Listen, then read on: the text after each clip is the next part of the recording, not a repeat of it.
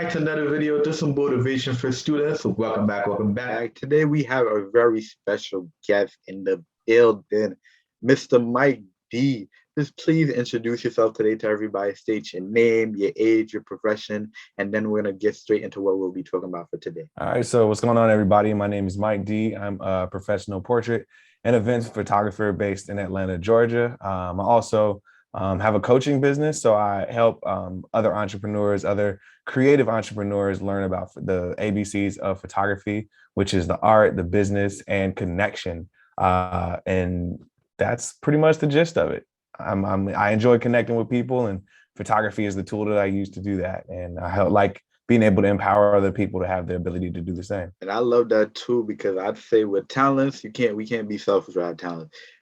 Any opportunity we get to share our talents or just educate others is just an amazing thing. And today we're going to be learning more about Mr. Mike, learning more about why or how did you get into photography? What has your journey been? What are some of your obstacles? We're going to be getting into a whole run today. So we will get straight into our first question for today. Question number one. How did your fascination for magic lead you into photography / how were you introduced to magic? Tell your story. So, I mean, growing up as a kid, we're all like, I mean, most boys are fascinated by anything unique, anything that is a special talent or make you feel like you have power. We all grow up watching superheroes and things like that. And I think there's just a magical element to a lot of what we consume as children. And so growing up, I really took a liking to magic. I remember going to my first show when I was really young and just really enjoying it and wanting to stay and ask questions. And I tried to convince my parents to buy every kit that I could find, every trick card deck I could find. And I just thought it was really cool. It seemed like a superpower. And I think from there, I think transitioning it into photography, I remember the first time that I learned Photoshop and understood, well, first of all, just the technology of photography, I think is magical in so many ways. Number one, just the fact that you can take a moment, freeze it in time, and people can go back and look at it time and time again. But then you can also enhance that image to make it even look better than it was before. And then to take it another level with compositing, retouching, and all of the different post-production elements that go into play when it comes to what you can do with an image now. I think it's magical. I think it's just the ability to show somebody a best version of themselves, to be able to take an image and maybe it's not, there's some kind of imperfection or something you see that you don't like, but being able to go in and just enhance something I really appreciate and enjoy. Like, so for me, like the before and after a good retouch is the similar to pulling the rabbit out the hat. Like it's just this big reveal. So I know my wife gets tired of it every time I finish a new photo. I'm like, hey, come check this out. And I'm like flipping the before and after so she can see kind of what it looks like, because these images really do go through a transformation sometimes. And I think it's an enjoyable process to get there, learning all the tools that it takes to make it happen. And then also just the gratification of seeing that final product when it's done. It's just an enjoyable thing for me. I think that's very important. Similar to your story, my love for carpenter led me into what I'm doing because my dad is a carpenter, and growing up, I was always around my dad. Whatever he's doing, whether he's building stairs, he's building a house, doing the cemetery work, I was always around it. So my love for creating from the start to the middle to the finish came from my dad doing carpentry work. And once we got into I got into video creating, being an editor and things like that, it's the same thing because you planning out how are we gonna do the same thing with construction. You can't just go in and just do it. You need to plan out how you're gonna do this. And then from the ground layer work to you building it to everything looking raggedy and all over the place to you polishing it up and then you seeing the final product. The same thing with video creating, for you to planning everything out. You looking at, okay, we got a mess right now, but this is how we're gonna do it. This is how we're gonna have everything done, and then seeing the final product. So I actually realized it this year that my love of carpentry and doing that with my dad translated exactly to my love with video creating and being an editor. So it's a similar thing with you, how magic led you into photography, carpentry led me into video creating and everything that I'm doing right now. It's amazing, man. Everything that we go through, everything we experience in life, all goes to contribute to our ultimate goal or our ultimate destiny or purpose or whatever you want to call it. I believe everything is purposeful in life. And so it's crazy to see kind of how our lives take a journey to get us to where we need to be. It is. And also part of that journey is obstacles. For our second question, what are some of the obstacles you faced during your journey of becoming a photographer? I mean, I think it's the same things that most people experience, even just with launching any business. But I think most of the biggest obstacle is mindset. It's not always easy to have the confidence that it takes in order to run a career like this, because especially something creative where your success is solely tied to what other people think of you. Whereas at the same time, in order to be a good artist, you kind of have to not care what everybody thinks about you, to a certain degree. I think there's just that battle between trying to please other people, trying to please yourself, doing what you think works business wise, doing what you think works creatively. They don't always align. And so I think that would probably be one of the biggest challenges, is just like that fight to keep going when things get tough, or when it feels like it's not working, or when it feels like it's not just panning out the way you want it to. Just being able to have that staying power and committing to sticking with whatever it is that you're doing. Me, particularly photography, I think is the thing. There's so many people who start businesses and never really like finish, or even like they don't ever actually get to the point where they're really going in their business. They may get a logo design, they may build a website, but then they never promote it. They never kind of take that next step to really push through that resistance that everything worthwhile has in life. And so I'll say, even for you, like the reason I accepted this invitation to join the podcast, because I saw like I just scrolled and I saw how consistent you've been. And I think that is the biggest obstacle of all, is just the desire to give up, the when it gets tough, when it feels like it's not working, and all those kinds of things. So I respect about you so much, just seeing how long you've been going at it, how consistently you've been going at it.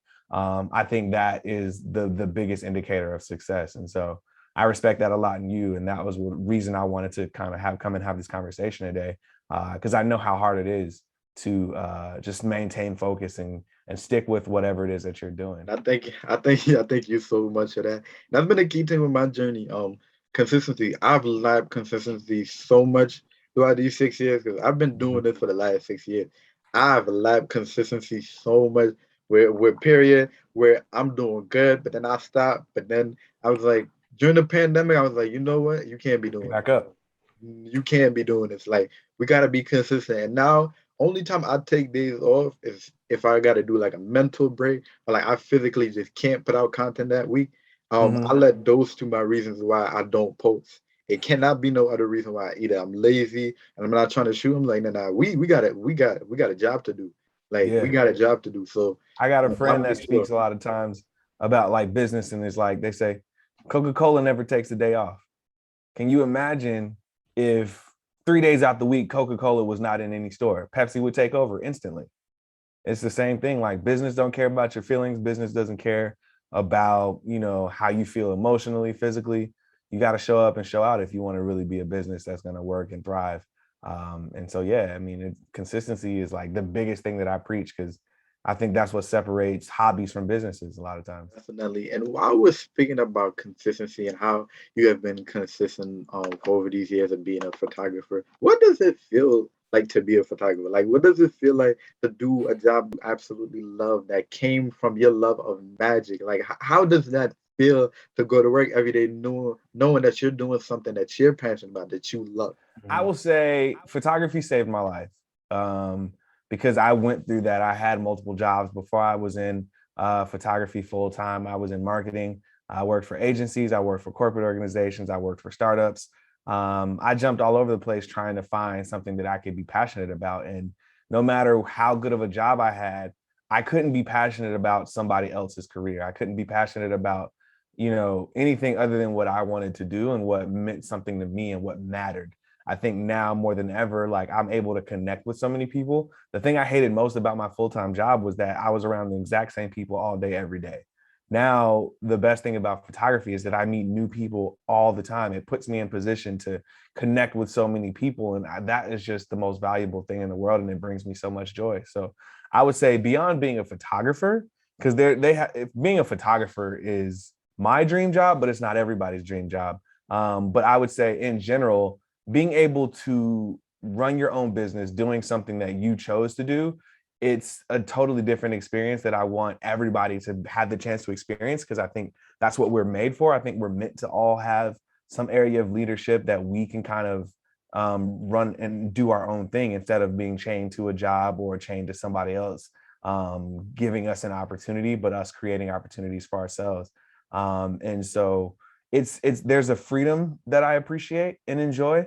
Like just today, I took my mom out to lunch. It was like 2 o'clock in the afternoon or 1 o'clock in the afternoon. Like, at what job can you just do that and just say, "Hey, mom, get dressed. I'm gonna come pick you up and let's just go out for lunch in the middle of the day." Like being able to do that is what makes all the work valuable. But I'm sure you've probably seen the meme where it was like, I didn't want to work 9 to 5, so I started my own business. And now I work 24 hours. Like that's real too. It's very tiring. It's very taxing on your mind. My mind is always working. It's always going. I'm always thinking about something that I either have to do, need to do, didn't do, should do differently, don't know how to do, wish I knew how to do.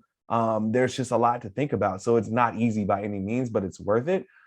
Because everything, it's a mindset shift. Basically, the best way I can explain it, it's like with a job, it's all the things that you have to do. With a career and a passion of something that you've chosen to set out, it's what you get to do. And that mindset shift is the biggest difference maker for me, in regards to like, like I remember, and whenever it gets tough, whenever I get tired, whenever I get frustrated, I remind myself of when I was working and wishing that I could be editing. I would be at work and I would be watching tutorials on YouTube in between my work projects. And I was like, man, I wish I could just sit at home and edit all day. And I would come home from work and I'd get on the computer and I'd watch tutorials and I would study photography and I would edit photos, or I would try to set up a photo shoot and things like that. So now that that's my job and that's what I get paid to do, it's just like, I'm not in a position to complain anymore. I would be foolish to be ever like unappreciative or to take for granted what I get to do, because I remember being in a different position wherein I wasn't able to do it all the time and I wish that I could. So now that I have it, it's up to me to kind of like show up and do that as the best of at the highest level possible every chance that I get. Not call that take advantage of the opportunity that you have been provided. And I got asked the question like, Esron, what keeps you going? And I say, being blessed with the opportunity to come to America and have a better life than I had growing up, because I'm originally from Guyana. Mm-hmm. That's in South America, part of the Caribbean, in case you didn't know. This is the case because I know a lot of Guyana is not one of the well-known Caribbean countries. I got to be explained that sometimes, but Mm-hmm. just having that opportunity to have a better life, because the process of immigrating is not a guaranteed process. It's an Mm-hmm. expensive and non-guaranteed process. So all that money that you put in can just be like you're not getting in. So the fact that I got accepted and I came over here, that's keep me going each and every day. I'm just saying like you got blessed with the opportunity to have a better life than you had growing up, better life than your parents had growing up, your grandparents, your auntie, everybody before you. So Mm-hmm. Do something like with it. what you doing? Like take Mm-hmm. advantage of the opportunity. So that's personally what keeps me going through all aspects from YouTube to my personal life anywhere. Like it's like you got blessed with opportunity, keep going. And then since we mentioned personal life, how do you balance your work life with your personal life? And honestly, I am not the right person to ask about this. I have very little balance. I stay up most nights. I, wake up early. Um, I'm trying to do better at setting boundaries with my time, um, and setting time aside for me to rest. My wife made me block Mondays off my calendar. So, in photography, like, if you shoot weddings, then you're busy most Saturdays. Sundays, all the people who have to go to work that still want to do a photo shoot, that's the only day they can get it on the schedule. So my weekends are usually full. So I started taking off Mondays as a rest day just to kind of recharge and get myself back together, because otherwise, like, I would work 7 days a week. I think, to be honest, I don't have great balance, but I also, again, enjoy what I do. So you should see me on a day off when I do close my calendar. I'm still watching tutorials because, like I said, this is what I was doing on my free time before. I was a photographer. So now it's like Kobe Bryant didn't need a whole lot of time off of basketball. Like every chance he got, he wanted to get better. And I kind of have that same mentality of like, if I've got free time, I'm not going to waste it sitting around watching Netflix. I'm going to keep working. And I think that is the mentality or mindset that you have to be the best. And so there's people who say, I just want to, take pictures when I feel like it. And, I may, make however much, cool. But I want to be the best. I want to continue to grow and develop. And so honestly, I don't have a lot of balance, but I'm okay with that because I'm where I want to be and I'm continuing to expand on that. I say kind of similar to me because anytime I say I want to take a break, video ideas start coming to my head. And if I don't jump in them ideas and start writing it down, start writing how am I going to construct that video, it pretty much go away. I have a Mm-hmm. better balance because I'm not a full-time YouTuber because Yeah. I have my school that I have to do. I got my Mm-hmm. church stuff that I have to do. So I'm not really I'm not on a full-time big Yeah. kind of compared to you. So I have a whole bunch of other stuff going on. So I try my best to balance out my personal life with school, YouTube, and everything. I've been getting better at it. It's a lot of room for improvement, but I've been Yeah, getting better at it. for sure. And also deal with our personal life, especially like last year, the whole idea of mental health, making sure that you're mentally there, mentally prepared, learn about your traumas, your pain, your hurt, and just learning what are like the good, positive, negative side about yourself that will eventually affect your personal life, your career life, and everything. How important is your mental health when it comes to your job? It's extremely important because specifically my job, I my mental health is important, but even the people that I'm working with, if any of the energy is off, it really does impact the photo shoot or the video shoot in a dramatic way. So I think I have to be at 100% and I have to perform at 120% just to get my clients up to 90. And then I have to fix the last 10% in post. Like it's very important that I kind of like protect my peace and just kind of continue to maintain my passion, continue to maintain my motivation, keep my energy and my mood together because like I can't show up to a photo shoot in a bad mood.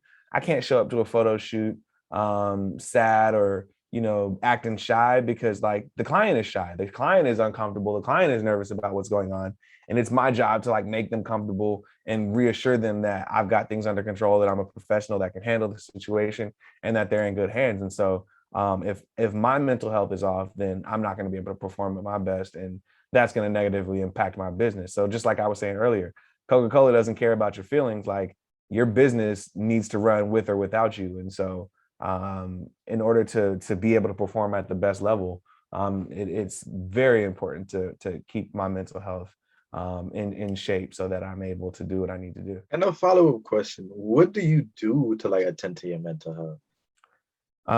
Well, I'm definitely a person of faith, so I read my Bible every day before I wake up. I try to make it a point to before I pick up my phone, I pick up my Bible. That's kind of the rule. Go to the gym. I try to go to the gym before I start doing any editing or before I take any calls. Eating has a lot to do with it. I mean, everybody's been hangry before, so making sure that you're taking care of yourself.